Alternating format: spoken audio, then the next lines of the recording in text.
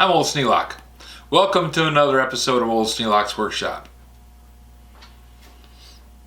Some of the nicest pieces of wood that I've ever seen come in the form of planes. Now these are tools. This one's made by DeForest of Birmingham.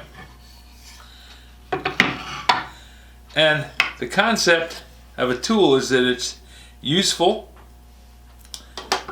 and sturdy, because it usually takes a lot of abuse.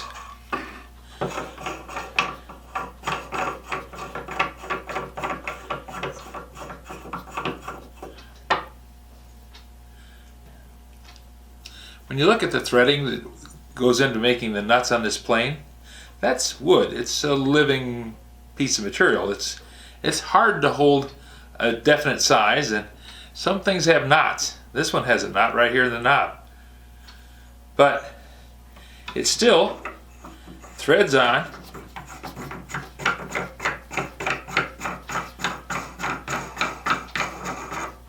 and locks up solidly.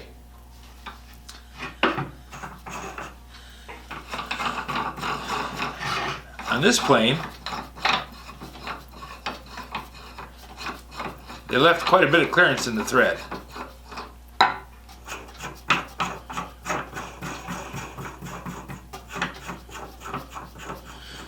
And a piece of steel, 60 to 70% engagement is actually a pretty good thread. In wood, if you go for that much engagement, wood is a living material. It's going to change on you. It's going to swell and shrink. And you end up with a nut that won't move.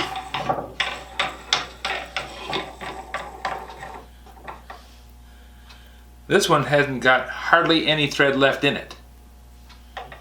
But because they were able to make the thread engagement really high on it, even with it being loose, it still holds and locks up. Now, there's not a lot of strain on that nut, at least there shouldn't be. If you're banging around on that part of it, you really shouldn't have wooden tools. This nut has most of the thread still in it, and it'll go on either shaft and work just fine, but it's very loose.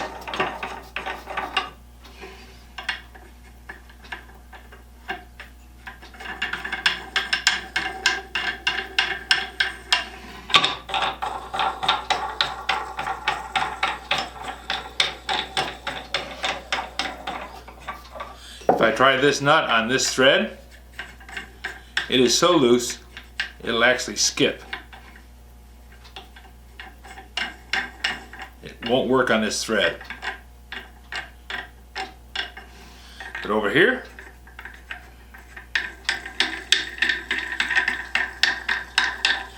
the thread that it goes on, it fits and holds well enough to work.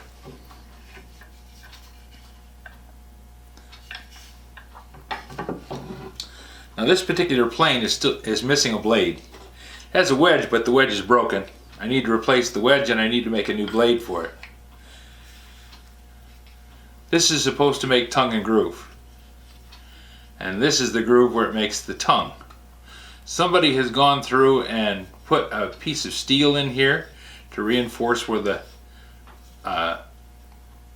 plane is worn away. They've managed to chip the end of it, and they put in these steel wear plates. That's a fix. It's not a good one, but it's a fix. This plane's going to take quite a bit of work to make it go.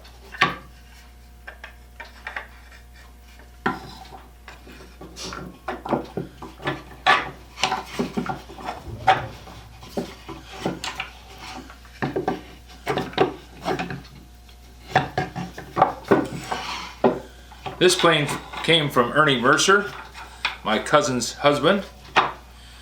Ernie is a craftsman in every sense of the word. Makes some beautiful stuff. But he goes with iron planes, and he knew that I liked wooden tools. So when we met for our family reunion, he gifted me with this plane. Now I have to make a blade, and I have to make a new wedge, but I have a good pattern. and making the blade is just a matter of getting some steel stock and cutting it out. This one I picked up at Burgess Antiques. Now, if you look at this plane, and I'll let you get up close. If you didn't know that this was a grooving plane, you'd be hard pressed to understand exactly how it did work. When you look at it, it's got a fence, and you'd think, well, okay, the fence rubs up against something, and then this is a depth stop, and the blade is supposed to cut the groove, and then the depth stop makes it so that you only cut so deep with the groove, and you kind of think that that's how it works. But then you realize it doesn't fit together right. There's something wrong. When I saw it on the shelf at Burgess Antiques down in Galesburg, I thought, something wrong with it. And I realized that the problem was it wasn't put together right. So I went to take it apart, and this nut is actually really tight.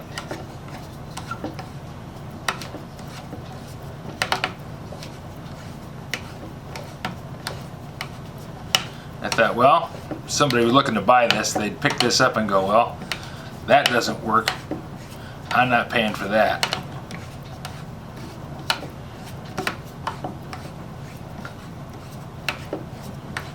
But I persevered and took the nut off, because I wanted to see just exactly what was wrong with it before I bought it, because I definitely was going to buy it.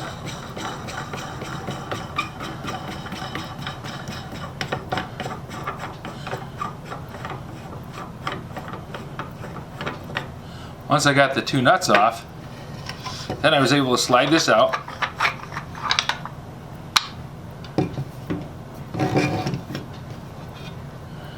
turn it around,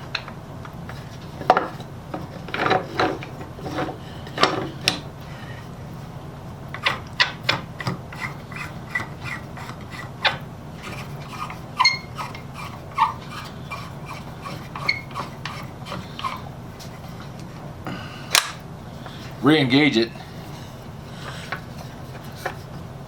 and it started to make sense.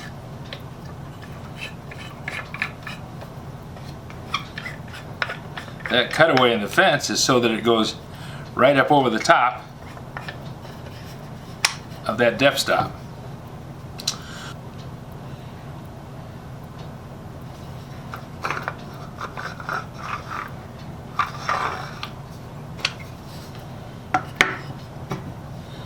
The other thing I noticed when I went to put the knob on,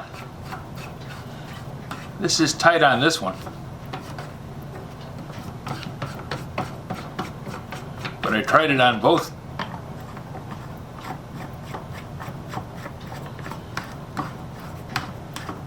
and it's not as tight on this one. And this one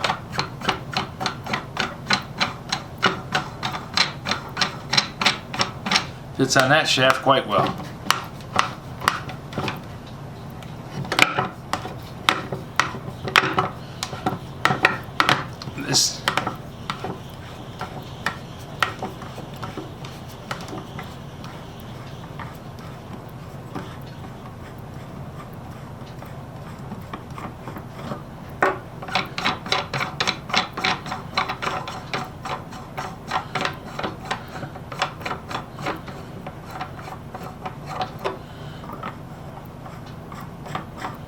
This nut fits over this shaft without too much trouble at all.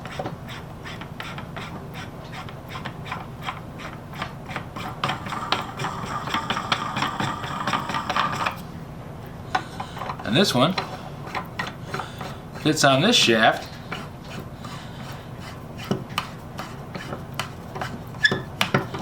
not quite as loosely as this one, but it fits on there really easy. The nuts were made to fit. They were a matching set, and if you get them crossed up, they don't fit.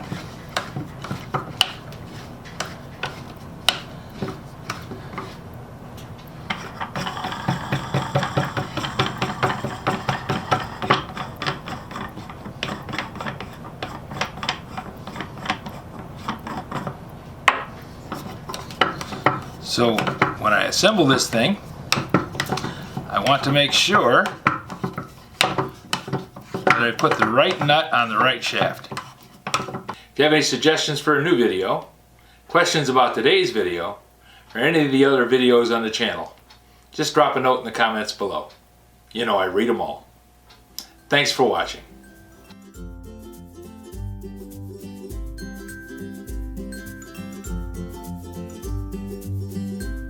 And don't forget to click the like and subscribe button.